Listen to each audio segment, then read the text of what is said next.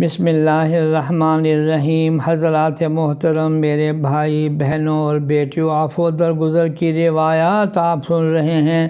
آج پہلی روایت حضرت انس سے مروی ہے۔ ایک لمبی حدیث بیان کی کہ ایک مرتبہ حضرت صلی اللہ علیہ وسلم مسلسل 3 دن تک ایک آدمی کے جنتی ہونے کے بارے میں فرماتے رہے کہ ایک شخص آئے گا جو جنتی ہے۔ آپ کے فرمانے کے بعد ہر روز ایک انصاری صحابی تشریف لاتے۔ بالآخر حضرت عبداللہ بن عمرو بن العاص رضی اللہ عنہ کو اس شخص کے اس عمل کو دیکھنے کی جستجو پیدا ہوئی کہ جس عمل کی وجہ سے اللہ کے رسول ان کے بار بار جنتی ہونے کی بشارت دے رہے ہیں۔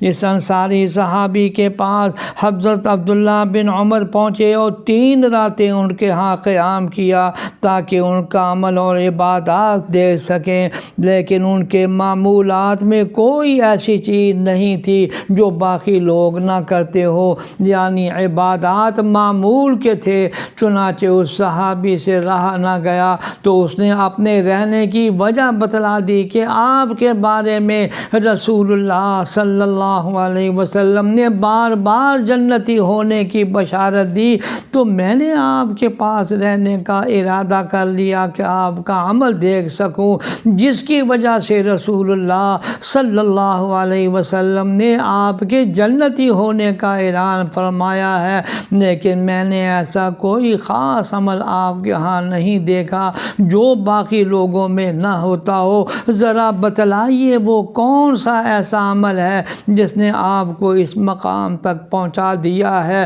جس کی بشارت رسول اللہ صلی اللہ علیہ وسلم دے رہے ہیں؟ تو انہوں نے کہا کہ جو آپ نے دیکھا میرے روزانہ کے معمولات یہی ہیں، ہاں ایک چیز ہے کہ میں کسی مسلمان کے بارے میں اپنے دل میں کینہ نہیں رکھتا اور کسی کو ملنے والی نعمت پر حسد نہیں کرتا ہے۔ فرمایا رسول اللہ صلی اللہ علیہ وسلم نے حسد سے بچو، کیونکہ حسد نیکیوں کو اس طرح ختم کر دیتا ہے جیسے خشک لکڑیوں کو آگ ختم کر دیتی ہے۔ یا اللہ ہمارا ظاہر اور باطن درست فرما، آمین۔